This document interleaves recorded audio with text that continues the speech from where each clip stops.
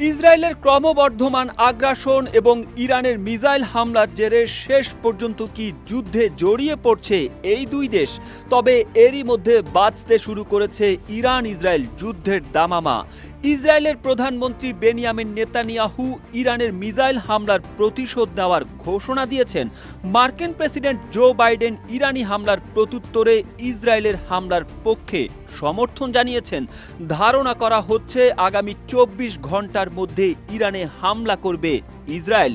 এরই মধ্যে ইরানের ৭টি পরমাণু কেন্দ্রে হামলার ছক চূড়ান্ত করেছে ইসরায়েল। শুধু তাই নয়, লেবানন ও গাজায় আগ্রাসন আরও জোরালো করার পরিকল্পনাও করছে তারা।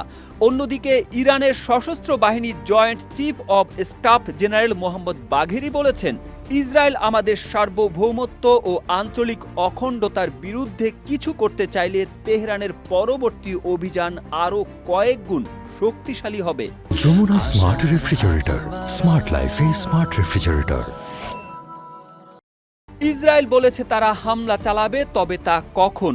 আগামী ৭ অক্টোবর ইসরায়েলে হামাসের হামলার প্রথম বার্ষিকীর দিনে ইসরায়েল ইরানে হামলা চালাবে কিনা এমন এক প্রশ্নের জবাবে নাম প্রকাশে অনিচ্ছুক মার্কিন পররাষ্ট্র দপ্তর স্টেট ডিপার্টমেন্টের এক শীর্ষ কর্মকর্তা বলেন, আসলে এটি বলা কঠিন।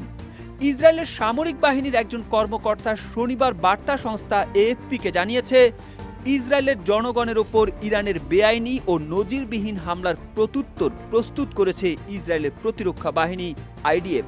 তবে হামলার ধরন ও সময় নিয়ে তিনি বিস্তারিত কিছু জানাননি। ইরানের পারমাণবিক স্থাপনায় ইসরায়েলি হামলার সম্ভাবনা রয়েছে কিনা সিএনএনের এমন প্রশ্নের জবাবে মার্কিন কর্মকর্তা বলেছেন, আমরা সক্ষমতার পাশাপাশি কিছু বিচক্ষণতাও আশা করছি, কিন্তু আপনারাও বুঝতে পারছেন সবই অনিশ্চিত। ৭ অক্টোবর হামাসের হামলার বর্ষপূর্তিকে কেন্দ্র করে ইসরায়েলের প্রতিশোধের পরিকল্পনা করছে কিনা তা নিশ্চিত করে বলা যাচ্ছে না। ইসরায়েলের পরবর্তী পদক্ষেপ নিয়েও কোনো সুনির্দিষ্ট পরিকল্পনার কথা জানাতে পারেনি মার্কিন কর্মকর্তারা। তবে ইসরায়েল তাৎক্ষণিক কোনো সিদ্ধান্ত নেবে না বলে জানিয়েছে বাইডেন। ইরানের ক্ষেপণাস্ত্র হামলার প্রতিশোধ হিসেবে ইসরায়েল দেশটির পারমাণবিক স্থাপনায় হামলা চালাতে পারে এমন শঙ্কার মধ্যে যুক্তরাষ্ট্রের তরফ থেকে এ তথ্য জানা গেল।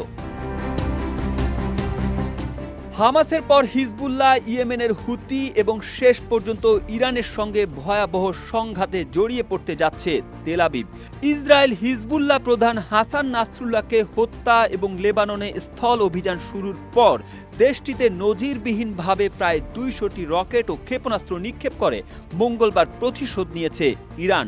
যুক্তরাষ্ট্রের প্রভাবশালী নিউ ইয়র্ক টাইমস বলেছে, ১৯৬৭ সালে আরব ইসরায়েল যুদ্ধের পর থেকে সংঘাতময় এই অঞ্চলটি বর্তমানে সবচেয়ে বিপজ্জনক মুহূর্তে উপনীত হয়েছে।